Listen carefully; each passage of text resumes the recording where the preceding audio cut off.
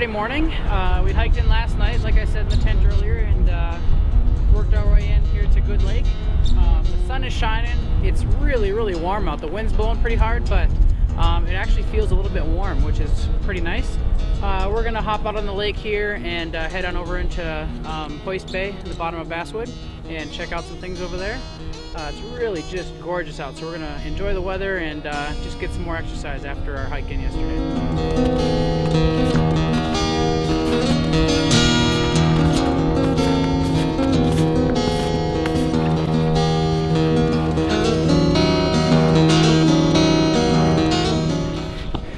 I've had to basically take off a whole layer. Even with the wind blowing, it's really warm out today. The snow's pretty slushy. Well, I don't know about slushy yet, but it's definitely sticky. The sun beating down on it the way it is today, it makes it a little bit tougher to snowshoe through because it kind of gloms onto your snowshoes a bit, and just makes them a little bit heavier. But I'm just surprised how warm it is out here with all the snow and everything around. Got to make sure we stay hydrated and make sure we have our layers ready to go in case we do get chilled. We can put them back on. But one of the things that we're doing on this little hike, besides just sightseeing, is looking for firewood. One thing to keep note of is that when you're back in the boundary waters, you want to make sure that you're always taking only things that are dead and down, nothing that's standing. So that's what we're looking for now.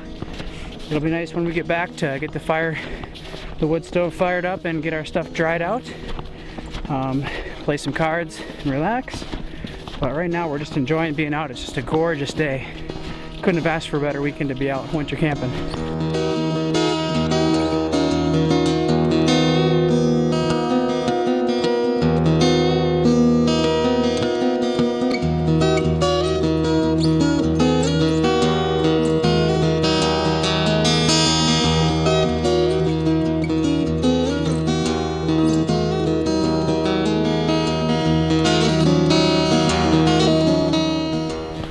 Right now we're on the portage in between Good Lake and Hoist Bay. When we were approaching it, I looked up and saw this huge mountain, or hill, if you will, where the portage was heading in at. And I had this little fear that we would be climbing over that thing, but it looks like the portage is actually skirting around the edge of that. But it's kind of nice to get back in here a little bit and out of the wind, so we don't have to worry about that as much. But we should be dropping on into Basswood here shortly.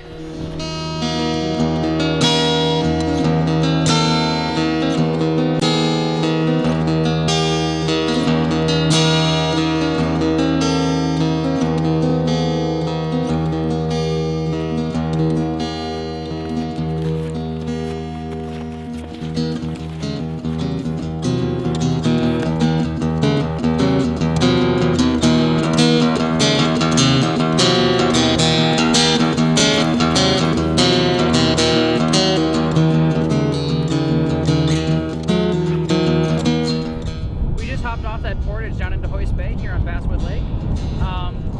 Back in the logging days, when there were logging companies out here, they actually would raft just, hundreds and hundreds of logs down through this part of the bay, and there was a railway that would take them out of the lake here and down into the sawmills south of here.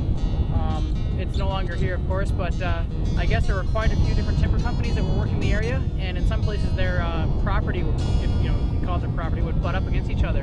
And I don't know if they used, if they all would put their stuff on the same train system, or if it was just one company that used it. But it's interesting the history behind this place. All the booming industries that used to use this part of the wilderness to make a livelihood for their families.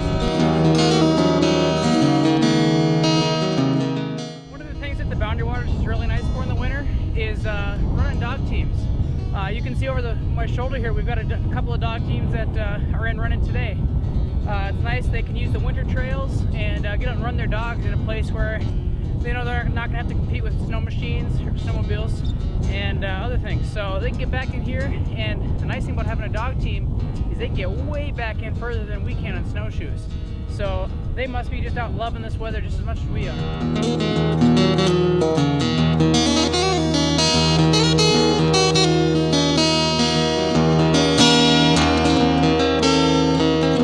I'm gonna go ahead and cut a hole in the ice here, and then I've got a water filter. I'm gonna fill up these Nalgene bottles.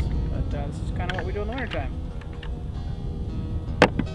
I always have a guard on my auger so that keeps the blade nice and sharp, and also so it doesn't cut up my other gear. It's kind of a two-pronged safety and keep your stuff good to go.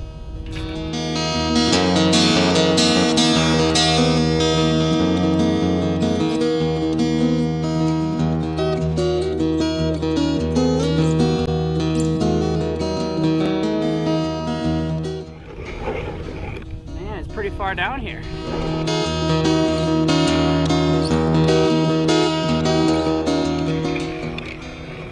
There we go.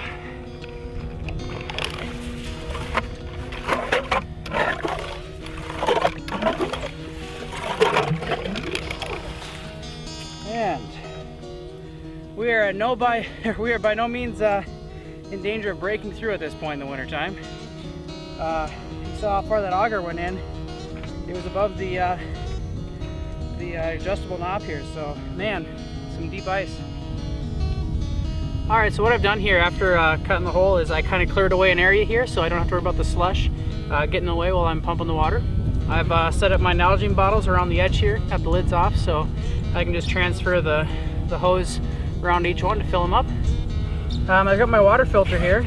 It's always a good idea to filter, even in the wintertime. And what I like to do is this is the hose that actually goes into the water bottle. I like to keep it in a separate bag. Just one extra way to keep this hose clean, because this is the one that's going to be touching your drinking water. The hose that actually goes into the lake doesn't really matter, it's already dirty, right? So I've got my pump here. So I'll take off the cap that covers up the intake hole, and we'll go ahead and attach that hose right now. When you're putting on hoses like this, if you pinch the hose a little bit behind where you're going to be putting it on the nozzle, it creates a little pressure and expands the end a little bit, so it makes it easier for getting it on the nipple. And I'll go ahead and put this on my first Nalgene bottle. Alright, so now I can just toss this in the hole here, and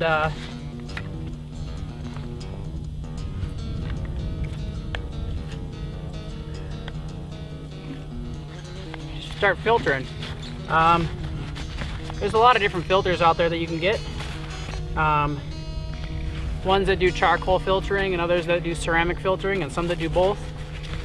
Depends on how nasty your water is. I guess the ceramic one is the end-all be-all for making sure you're not going to get any parasites or bugs in you. The charcoal filter does a nice job of cleaning up the water and making sure it doesn't taste funny. So I'm just going to fill these bottles up, and we'll be able to cook up some tea and hot apple cider and hot chocolate for sitting around the tent this evening. I'm going to talk to you a little bit about the tent that we're staying in this weekend. It's a canvas tent made by Empire Canvas. You can see the stovepipe sticking out the side of the tent over there. The stove that we're using is a titanium stove. I think I talked about that a little bit earlier, but you can see the fabric in the side of the tent that the stovepipe goes through. That's there because it's very heat resistant, and it keeps the tent from burning down when you get the fire going. You can tell that we're using a titanium stove because the pipe, all the metal turns funny colors. Titanium does that when it gets heated up. So the stove and the stovepipe is all multicolored. Inside the tent here, I'll take you on inside. We have a tarp laid down on the ground to keep a nice barrier between us and the snow. And you'll notice that the tarp only goes for about 3/4 of the tent floor. We did leave a snowy entryway here so that when we step in with our boots and stuff on, it doesn't get snow all over our gear. You'll notice that on the ceiling we've got our sleeping bags hung up and some other clothing to dry out. Once we do get the fire going inside, it does heat up very nicely, and it is one of the nicest things about warm camping is that you can dry out your gear. after a long day of hiking around. Inside, here's our stove. We had it going nice and warm this morning. It actually melted all the way down to the ground. It's got a warming shelf on the side there for keeping water kind of simmering while you're just sitting around playing cards and talking. This corner over here we kind of is set up as our little kitchen area. We get our fuel stove going there and do all of our cooking. But this is pretty much the inside of the tent.